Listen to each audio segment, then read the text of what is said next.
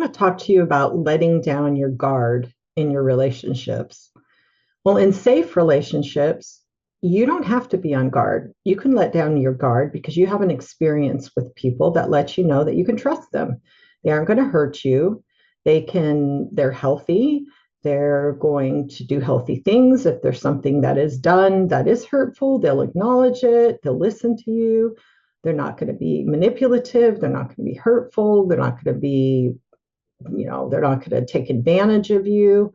They're not going to lie to you. They're not going to blame you. They're not going to be, malicious.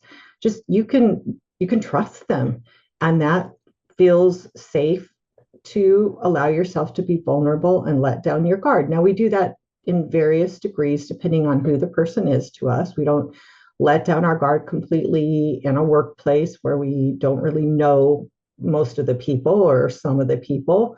We also are not going to let down our guard in people we just meet.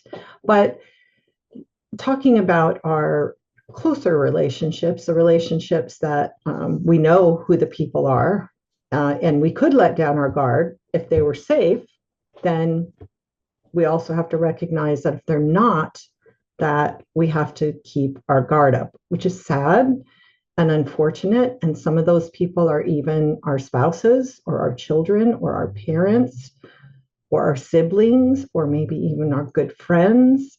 But that is the reality. And it's wise to keep that in mind and be aware of this. So, how do you keep your guard up? Well, first of all, is by not automatically believing lies, excuses, and false promises. Just because someone says it does not make it so. Just because somebody promises you this time does not mean that they will keep the promise. When you hear promises, when you hear the person tell you something and they have a history of lying or being less than forthright, you don't accept it. Don't just automatically keep your guard up. Say to yourself, I don't know if I can believe that. I'm going to have to wait for proof. I'm going to have to wait until I see evidence. I'm not going to just automatically gullibly go, oh, okay, this time I believe you, even though there's this long track record of all these lies and things before. You also don't want to rely on people that let you down in the past.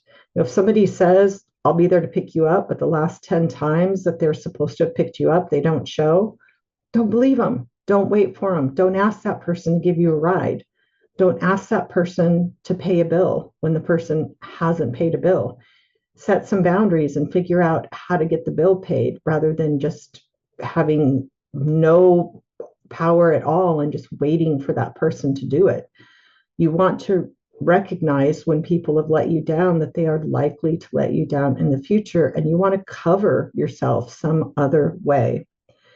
You want to maintain your boundaries with people who are not safe and be consistent and speak the truth when things come up that are not right. You don't want to accept things that are lies and untruths and just allow these things to keep going on and sweeping them under the rug and then all of a sudden blowing up. No, you want to maintain your boundaries. You want to stay consistent. You got to recognize what they are. And, unfortunately, there's some people that we can never stop holding to our boundaries, that we have to always keep our boundaries in mind and always be willing to say, stop, that's not okay. I'm not going to accept that.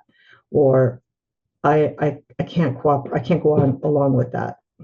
There are some people that, and you might even be married to one of them, that you can never stop doing that. And you will have to continue, or they will see it and the relationship will get worse. Next one is to mean what you say and follow through. So people know that when you say something, that's what's going to happen. And they won't instead think, oh, that's just, her spouting off. Well, she's just mad. When she stops being mad, then she's not going to do it. No, you want people to know that when you say something, you're going to do it. So you don't let down your guard and be wishy-washy, because that doesn't work. The next one is don't expect them to be different than who they are. Let go of unrealistic expectations. Quit hoping in what is never going to happen. Quit hoping that this person will instantly be changed and instantly be different and instantly be better this time, even though every other time, except maybe one or two, they have been the way that you need to protect yourself. Let go of those unrealistic expectations. Keep your guard up by knowing and facing the truth about who this person is and how this person acts and what this person says and does. Next one is to protect yourself by having alternate plans in case this person lets you down. So if you've got somebody who says that they'll pick you up, but in the past they haven't picked you up, you might want to find a different way to get picked up or to at least have a second option readily available in case they don't show. You got to take care of yourself. That's plan B. Plan B is part of what we do when we're with unreliable people. We have to. It's our job to make sure that we're okay. The next one is refuse to defend yourself because it doesn't do any good. So you don't want to think, well, the way that I'm going to get myself taken care of is to just argue, argue, argue, and defend myself. And I'm going to win this argument. I'm going to change that person. No, you're not. It is just a waste of time and energy. It is exhausting, and it only gets you drawn into the relationship conflict and kind of makes you look like you're part of the problem. So be careful. Don't think that you're going to talk this person into being safe and shame this person for being unsafe. That's not going to happen. The last one is not losing emotional control so that the problems can be blamed on you. Oh, this is such a big one. People who are not safe people love to be able to get you to react so that they can point the finger at you and say, it's your fault. Like, how can I like do that with you when you're crazy? You're angry, you just yell at me all the time. You're always mean, you're always like negative, you're always beating me up, you're criticizing me. They're going to throw it on you. If you give them an opportunity and you, by losing emotional control, it's going to come right back on you. It's not worth it.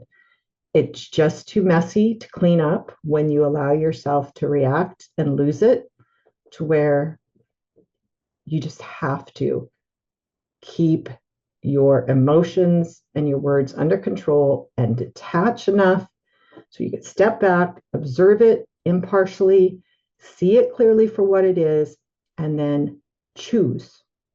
Choose how to respond rather than reacting. Okay. You don't want to react. You want to step back, detach, and choose how to respond. Now, you've got unsafe people in your life. You've got some safe people. You can let down your guard with unsafe people. I mean, with safe people. With unsafe people, you can't let the guard down. And if this person is going to become safe to where you can, they are going to have to establish a long track record to undo the track record of not being safe and now being safe. It's not one time. It's not because they promise. It's not because they said, okay, I'll work on that. Okay. Or one time they're calm and they're safe. You don't just throw it all away. You wait and you stand back and you watch to see, is there a lengthy track record that helps to regain trust or to gain your trust for the first time? Don't fall for one time that they've changed. It takes a long time to change behavior permanently. So remember, you're not going to let your guard down with unsafe people. You're going to keep it up. Doesn't mean you have to be completely shut down or shut off unless they're really toxic. You can't have them in your life at all. It just means that you need to be alert and aware, and you need to be able to take care of yourself. So as I was talking to you about that, I just like all kinds of scriptures came to my mind, but I've written a few down and I'm not even sure I remember which ones came to my mind. But Proverbs 4:23, very pertinent. Above all else, guard your heart, for everything you do flows from it. You have to guard your heart. That's your responsibility. Nobody else is going to guard your heart, not even your spouse. No one is going to guard your heart like you know how to guard your heart. Doesn't mean you have to shut off everyone and not allow anyone to get close to you. You can allow safe people to get close to you. You cannot allow unsafe people to get close to you. And if it's your spouse, your kid, this is hard. You've got to keep those walls up to protect yourself where necessary. And then somehow, and it can be done in the places and ways that it is safe, you can let your guard down a little bit and let that person get a little bit closer to you. But honestly, there's a lot of people who are married to somebody who is just not safe and they can't let those walls down. Matthew 10:16-17 says, Jesus said, I'm sending you out like sheep among wolves. Therefore, be as shrewd as snakes and as innocent as doves. Be on your guard. Yeah, with people, some of whom are members of your family. Again, Jesus said in Matthew 7:6, do not give dogs what is sacred. Do not throw your pearls to pigs. If you do, they may trample them under their feet and turn and tear you to pieces. Okay, again, dealing with people, some of whom unfortunately may be family members. Use wisdom. Takes a lot of wisdom. Wisdom is knowing what is right and being able to do it. Discernment is being able to weigh things and to discern between opposing things, different things, what is right and what is not right. So being able to discern if this person is a safe person or not, and not staying in denial. But I'm married to them. They have to be safe. No, not guaranteed. No, they have to earn your trust and they have to show that they are safe. Okay. I hope you enjoyed this. I just want to let you know that I am putting all of my YouTube videos up on my podcast channel so that if you'd rather listen to them than watch them, they will be there. And it has changed my relationship. Thank you.